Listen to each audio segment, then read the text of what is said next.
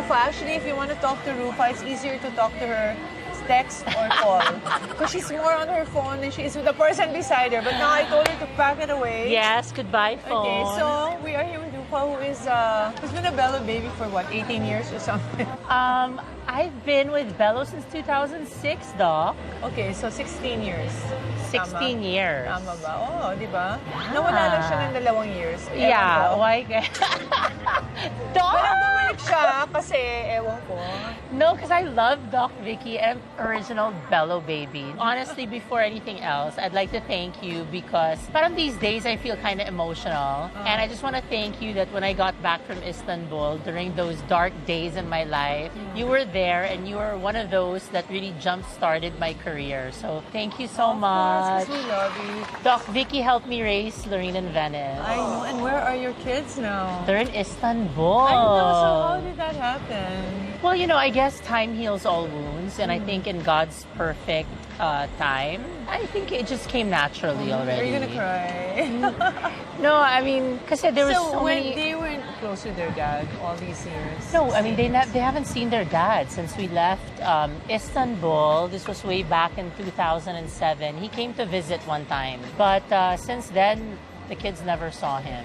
And was that something like yung binawalan mo? Like you can't see your Well, hindi dad? naman sa binawalan. Pero I just told Yilmaz that, listen, if you want to see your kids, come and visit them in the Philippines or we'll meet in a neutral country like the United States, Europe, anywhere. Pero wag muna sa Turkey. Kasi, of Because course... he's so powerful there. Well, you can't blame me, di ba? I guess at that point in my life, you know, I was very afraid, I was scared because of what happened sa paghiwalay namin. And hindi mo ako mabiblame dahil syempre gusto ko naman na maging safe ako, maging safe yung mga bata. But I didn't realize that it's been 15 years. And feeling ko yung mga bata, dala-dala nila yung pain na yon, you know, not being able to see their dad. They don't have a dad. They grew up without a dad. Even if my dad is there, it's really different. You know, they feel like they've been abandoned. So, you know, when Lorene was asking me, Mom, does Bubba even know I'm in college? How is he? Does he even ask about us? So parang feeling nila, inabandon na sila. Why he never even calls them? Well, you know, this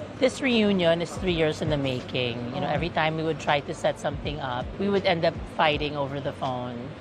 You know, and Why? he was supposed to come to the Philippines. Kung ano-ano lang. Yung nagkakainitan kami. So we didn't talk for over a year. And then this Holy Week, Yilmaz had a dream about Venice. And he said that, is Venice okay? I feel that she's going through a lot and I don't understand why I had a dream about her. So, Yeah, for Muslim people, dreams are so important. yeah. They So always dream.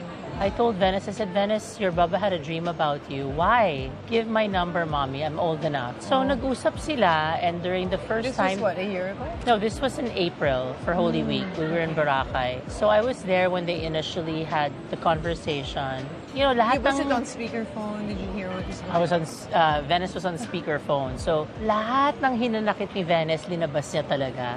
Wow. And she cried. You know, I mean, in the beginning, she's like, ay nako, I want to talk to Bubba. You know, I'm going to ask him how come he hasn't seen us. You know, she felt very angry. And then once her Bubba said hello, she just started crying. Oh my God. And I know this is very personal for Venice and it's very private. And pinagsabihan na ako ng mga bata na, Mom, we want to vlog about it. We want to be able to talk about it kasi we're of age na. Tama-tama nga naman because Lorene's 18, Venice is 17.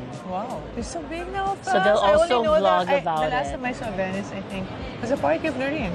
What party was Yes, that? that was her 16th birthday. 16th birthday. And now she's... So 2 years ago lang ba yun? 2 years ago. And now you Venice is serious? turning 18. Sabi niya, Mommy, I don't even want a party for my 18th birthday. I just want to travel. Aba, di ba? Yung pandemic was able to make us realize so many things na she would rather focus on experiences, memories, traveling than have a big party and just spend so much on a party. So are they different from you? Are they like you? Or do they have their own personalities? How much of an influence? Well, I think the kids are like me in many ways. Like, they're malambing, they're sweet. Very They're so sweet, Pinoy na super sweet. Pinoy. Minsan galit na ako kasi lagi akong ini-Asian. Pero wala. No naman. My heart melts kasi she's so sweet.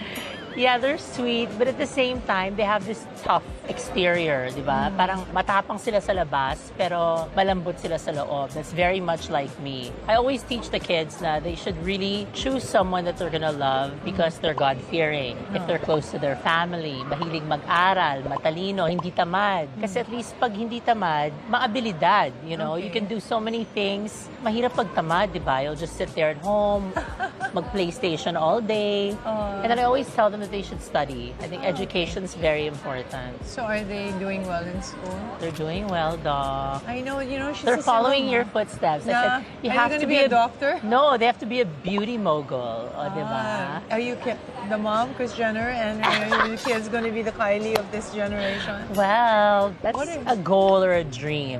We want to be like you, Doc. I See? wish. No, it's so much fun to bond. Yeah. But iniwan ako ng partner ko. So Crystal's very close to Ruffa. She's gone to Australia when pandemic hit because parang she has 2 young kids and they just want to live a normal life, go to the park. So what's your go advice outside. to young girls like us? Young girls like Young us. girls like you talaga.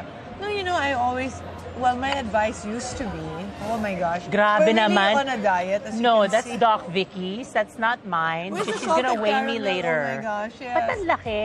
Grabe Ewan ko naman nga eh, yan. Parang tatlong cake talaga. Yeah, na Doc hindi is gonna eat oras. that all by Hindi, herself. ayoko. So guys, Doc Vicky is feeding me this chocolate cake, and then when she weighs me, she's gonna say, "Bakit hindi ka pa pumapayat?" Ayan, kasi pinapakain ako ni Doc Alam mo, kailangan Vicky. pumayat tong girl na to dahil meron siyang bagong career. How do you like it? What's going on in your career nowadays? You know, I think this is my 3rd win. Kasi pagbalik ko from Istanbul, that's my 2nd win. Hindi marami tayong wins sa buhay, di ba? I'm very happy, I'm very excited with what's happening in my career. And they were saying during the pandemic, isa ako sa pinaka-busy. At dahil doon, napaka-grateful ko talaga. Napakarami kong trabaho nung pandemic.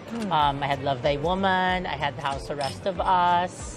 So with your kids, what advice you give them? I mean, okay, it's hard not to have a dad in your life. I'm so glad they reconnected. Yes, I'm so happy they reconnected. And you know what? Maraming salamat sa lahat ng mga nagme-message sa akin. You know, they feel that I'm a great mom or they feel that I'm very selfless. For me, being a single mom and being with Yilmaz and we went through such a traumatic experience or breakup, for me, importante talaga sa akin yung happiness ng mga anak ko. I think they deserve to grow up with a father and I don't want to take that away from them, diba? So, I had to really be patient, have a lot of faith, trust in God, and I know that this is going to be the start of something beautiful. Have you forgiven Yilmaz? A long time ago, Doc. I mean, Okay, I've forgiven but him. You're still fearful. No, because if I was fearful, then I wouldn't send them. I sent Lorene and Venice on their own to Istanbul. I just felt really light about it. I prayed about it and I said, God, if this is the right timing that Lorene and Venice should reunite with Yilmaz, give me a sign. And I think the sign is just being comfortable, being light, being at peace. You know, I didn't have any hesitations. Para sa akin, yun na yung sign na hinahanap ko. What I see from the IG is that they're bonding with their sister. Their Yes. half-sister. What's her name? Does Yilmaz only have one more Ignas, child? yes. So she's 23, and then Lorene is 18, Venice is 17. Ah, so she's older. She's So older. She She came ahead of us, yeah. So Okay, so could Yilmaz have 5 wives or something? Is it something? no, Yilmaz doesn't have 5 wives. You have 5 wives. No, I'm just thinking he's Muslim, right? He's Muslim, but in Turkey naman, the first wife has to agree. Oh, I'm the my. first wife. Well, not anymore. I You're was. the first wife, so you didn't have kids right away. I don't get it. He had kids with somebody No, else. he had one kid with an ex-girlfriend. And Okay. then we got married in 2003, and we split up in 2007. Has he gotten married again? Well, he said that he's engaged, but this is like the 10th engagement, so I don't believe him. When- I don't know kung pinapaselos lang niya ako or totoong kinasal na siya. So yung ending nyo, talagang walang comeback? return of the Walang comeback, return of the comeback. Ano lang to, comeback, reunion talaga ng mga anak ko at si Yilmaz. I think, Well, when he sees you, dapat super ganda ka. I mean, me, I don't really have any connections to. But I what want about you? Okay, this is what I heard, Doc. Okay, What? I've spoken because I've never dated anyone with kids. And now that I'm in the situation that the kids you're are gonna tell me about reconnecting. it, huh? No, that the kids are reconnecting with their dad. You know, some of my friends say na naku pag ex, you're very comfortable with them, na pwedeng touchy-feely. Tapos yung isang friend ko, naliligo daw siya, bigla yung ex niya, biglang pumasok na lang sa too much naman banyo. yan. Hindi naman kami gano'n. Hindi na- Pero can you sleep in the same room na knowing that he won't touch you? You know what? We did, because after we split up. Yeah. So Atom and I have been split up for like 32 years. You know, I opened my clinic. I'm one of these people who likes to do things sabay na. So I opened my clinic within 1 week of splitting up with Atom. Oh. So I really had no money. I had nothing. By the way, did Yilmaz support you all these years? No, but it's payback time. I know that he will now.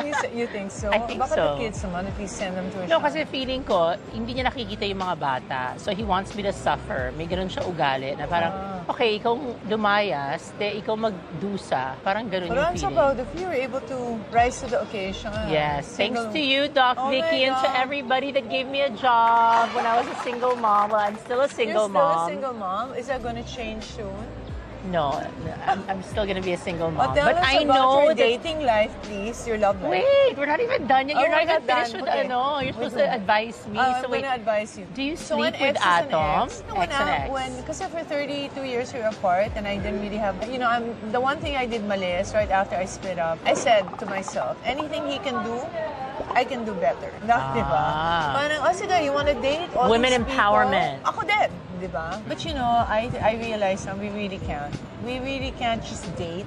Parang I should have mourned for a while, so I'm glad you took the time out. Because I didn't want to feel the pain. So I went And you and jumped dated. into- And of course, I was only 32 and Looking pa. hot and So sexy. I'm still hot. I needed affirmation. I needed to know that I was attractive. So I did that. And then it hit me 6 months later. Ang sakit pala. There's no avoiding the pain. You've got to go through it. It's like a death in a way. The death of a marriage, the death of your dreams. And then later on, Atom naman, and I decided to stay friends with Atom for the kids' sake. Yeah. And so we travel together and have reunion, but we would never be alone. The kids would always be around us. If we did sleep in the same room, usually it'd be Quark and Atom, me and Crystal. Okay. Diba? Kunyari, we go to Cute. Disney World. Ganun ang style, diba? Pero the ngayon boys- that you're married na, hindi na. Ay, yeah, never. But guess who? Guess who Atom's best friend is? Who? Hayden. Oh, wow. Ang labo. No, Modern they're always- family. Because Atom always talks to Hayden, I guess it's a kind of thing that he really feels at home with Hayden. So I can hear them talking about cars. Lalaki yung dalawa. Cars, watches. Like, I remember Hayden, he just bought a new car. So Hayden gave him advice. Tawang-tawa ako. Parang, okay, that's nice. Wow. And then, and his new wife, his not new wife, his 5-year wife, 4 years. Natalie is so wonderful. No, you know, you can really see bagay na bagay sila. Like we were not bagay. So see, this But is a this is mature bagay. relationship. You know, when Kasi you di ba, love someone when you're kasi, young you kasi, always di ba, love. parang, ay nako, they're dating a guy who has like kids with an ex-wife and bawal makipag-usap sa ex-wife. Grabe naman yun. So- Insecure ka, girl. Oh my Huwag God. ka insecure. In my mind, I'm sorry, it's your loss. Ang taas For na lang ng me, fee. hindi ako, for me, why should I get jealous over an ex? I'm not gonna get jealous over an ex-girlfriend or an ex-wife because kaya nga ex eh. May dahilan Kasi yun tapos eh. na. Tapos na. Ba, dapat pagsaselosan mo na yung mga kung may current at yung future. Hindi yung mga ex. Selosa ka ba? No. I'm very Parang so secure. dismissive. No. Why? What do you think of yourself? You think also, I No, always I tell mean- girls, just say it's their loss. No, I mean, for me that's kasi, parang there's no need to lie about anything. If you want to be with me, then be with me. If you don't want to be with me, then don't be with me. Ganun lang kasimple Simple yun. lang. I mean, why do we have to make things so complicated, di ba? No, we're interested in you na. Tama na with the kids. Kumusta ang love life mo, girl? Wala akong love life, no? I'm busy working. Kukulitin kita dyan. Sige na. Sa Doc. mga Marikas out there na alam niyo naman kung sino, tama yun. Wala. Ano, ikaw Teka talaga. muna, may bida ako glow ng ka. kakape.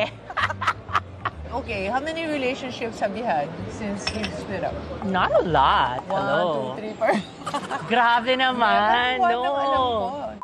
I had one long relationship that lasted 7 years. Wow. And we broke up about 2 years ago because I just felt that the relationship wasn't going anywhere. We're still friends. I'm not mad at him. And then, the new And one. then The new one, Duh. nakita naman na kayo finally. Kasi in the beginning, they're only text, phone, di ba? Oh, Or mga yan ano, ang tawag kanyang doon? PR sa akin. I don't know if it's true or not. textmate. Oh, is it? Ano? Para ka naman high school. Hindi ka Textmate at saka ano yung tawag yung isa? May permission Phone ka. call.